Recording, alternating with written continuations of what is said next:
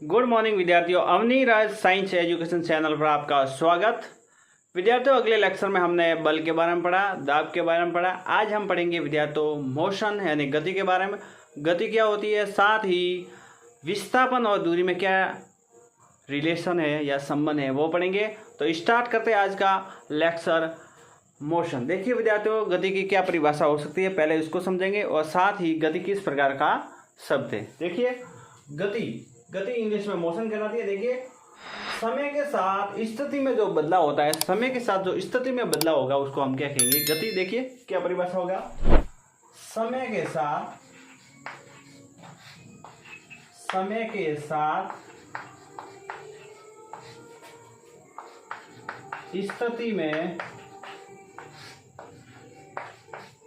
साथ स्थिति में होने वाले बदलाव को गति कहा जाता है।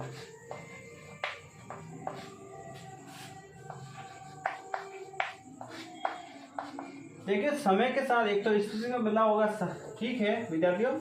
समय के साथ स्थिति में होने वाले बदलाव को गति कहा जाता है।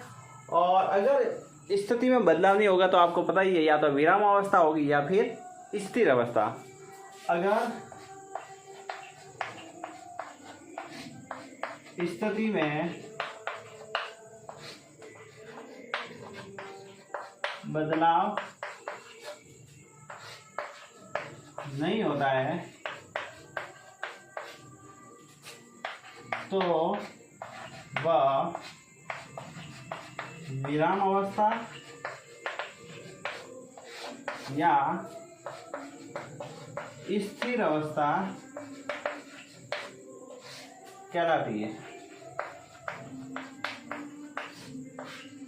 ठीक है विद्यार्थियों, अगर स्थिति में बदलाव नहीं होगा तो क्या कहलाएगी, विराम अवस्था या फिर स्थिर अवस्था। और गति है विद्यार्थियों वह एक सापेक्ष शब्द है। क्या होगा, सापेक्ष। इंपोर्टेंट है, परीक्षा में पूछा गया है। तो गति एक सापेक्ष, विद्यार्थियों अंडरलाइन करके इसको नोट करना है। गति एक सापेक्ष शब्द है, यानी गति भौतिक राशि नहीं है। कौन सी, भौतिक राशि नहीं है विद्यार्थियों। दोनों इंपॉर्टेंट है विद्यार्थियों, ये पॉइंट परीक्षा की दृष्टि से परीक्षा में पूछा गया है। पहले विद्यार्थियों इसे नोट कर लीजिए, फिर देखते हैं विस्थापन और एक मूल बिंदु क्या होता है या निर्देशन बिंदु, उसको देखते हैं।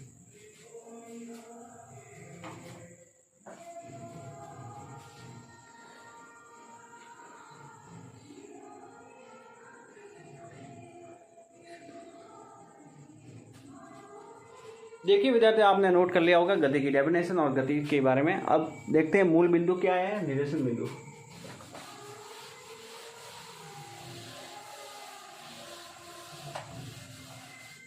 देखिए निर्देश बिंदु या फिर इसका दूसरा नाम होता है विद्यार्थियों मूल बिंदु। कौन सा, मूल बिंदु। देखिए विद्यार्थियों, वह बिंदु जिससे दूरी व दिशा दोनों का बोध होता है। दूरी और दिशा दोनों का बोध होता है, वह क्या कहलाएगा विद्यार्थियों, निर्देशन बिंदु या मूल बिंदु कहलाता है। मूल बिंदु कहलाता है विद्यार्थियों। बहुत ही इंपॉर्टेंट है, पिछली परीक्षा 2013 में रीट परीक्षा में यहाँ से सवाल पूछा गया था निर्देशन बिंदु से कि एक रेलवे स्टेशन से विद्यालय 2 किलोमीटर दूर है और उत्तर दिशा में है, बताइए इसका निर्देशन बिंदु कौन सा होगा? तो रेलवे स्टेशन होगा। देखिए एग्जाम्पल भी लिख देते हैं। इम्पोर्टेंट पूछा गया है। रेलवे स्टेशन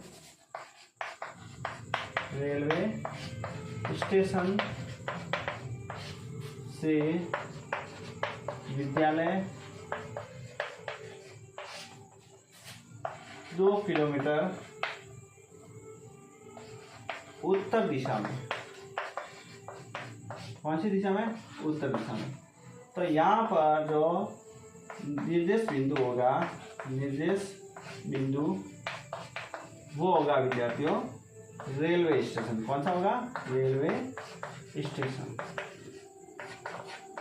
ठीक है विद्यार्थियों, तो यह है निर्देशन बिंदु, इसको नोट कर लीजिए। फिर अपन पढ़ते हैं विस्थापन और दूरी में क्या डिफरेंस है, साथ ही इसका दोनों में क्या क्या महत्व है।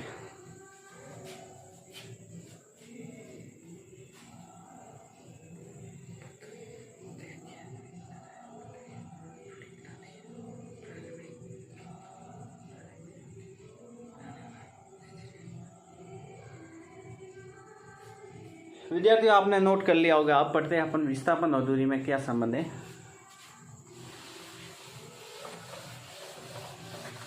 देखिए विद्यार्थियों, नोट करते रहिए और रिवाइज करते रहिए, बहुत इंपॉर्टेंट टॉपिक है ये परीक्षा की दृष्टि से। अब देखिए दूरी क्या होती है? तय किया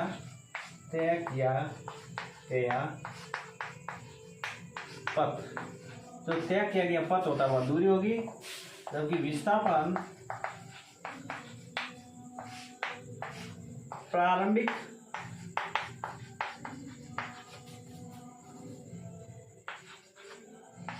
व अंतिम बिंदु को मिलाने वाली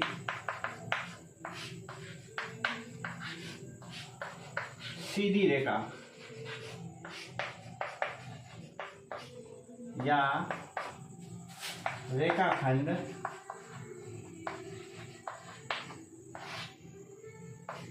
विस्थापन कहलाता है। क्या कहलाता है?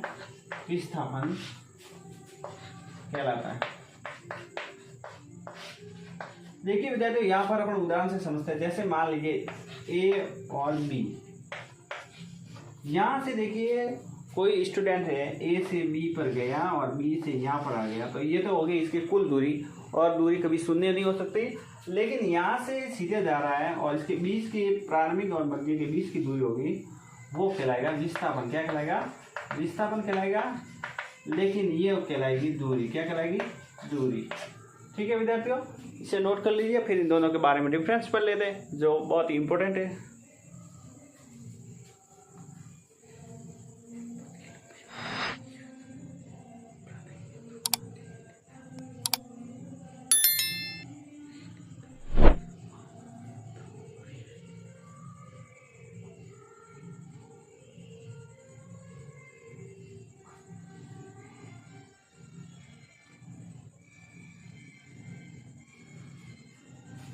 ठीक है विद्यार्थियों, आपने नोट कर लिया होगा। अब दोनों में डिफरेंस क्या है विस्थापन और दूरी में, वो देखते हैं।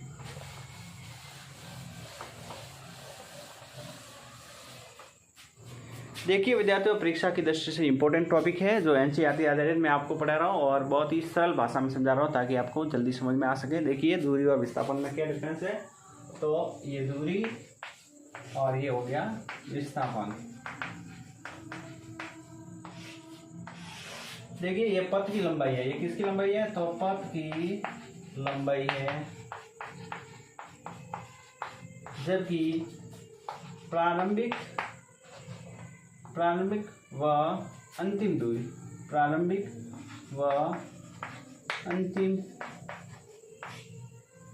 दूरी, या न्यूनतम दूरी विस्थापन है। क्या है?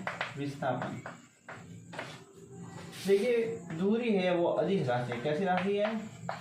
अदिश राशि है। पूछा गया सवाल है विद्यार्थियों, दूरी अदिश राशि है जबकि विस्थापन है वो सदिश राशि है। इसमें दिशा बताई जाती है, इसलिए यह सदिश राशि है। दूरी में दिशा का बोध नहीं होता है, इसलिए यह फिर अदिश राशि है। या दिशा और समय दोनों का बोध होगा। देखिए यहाँ पर दूरी गति के साथ बढ़ती है, दूरी गति के साथ क्या कहती है? बढ़ती है जबकि यह गति के दौरान घट या बढ़ सकता है। कौन? विस्थापन बढ़ सकता है। और दूरी कभी शून्य नहीं होती, तो ये भी लिख देते हैं, दूरी कभी शून्य नहीं होती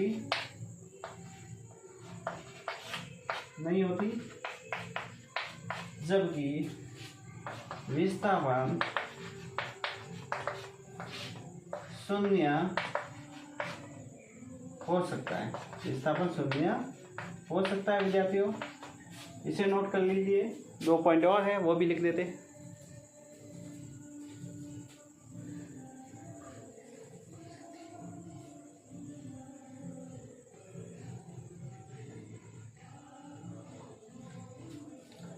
ठीक है विद्यार्थियों, नोट कर लिया होगा। 2 पॉइंट और देख लेते।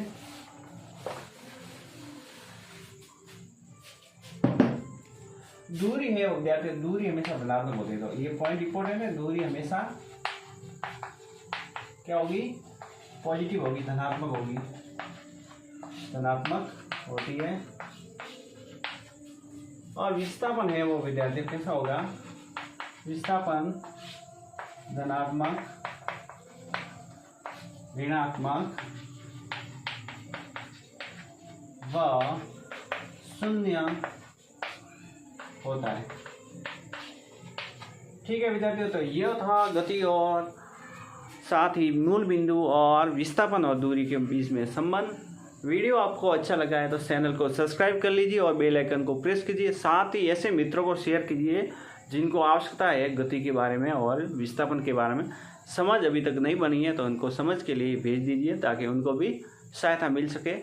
और साथ ही जय हिंद, जय भारत।